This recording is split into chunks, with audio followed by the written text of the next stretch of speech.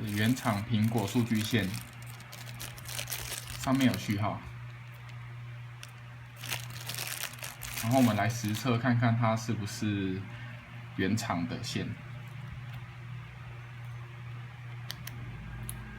这是测试原厂的仪器，原厂线的仪器。那我们现在插进去来测试。好，这样是原装175，它是正原厂的线。好，再测试一次。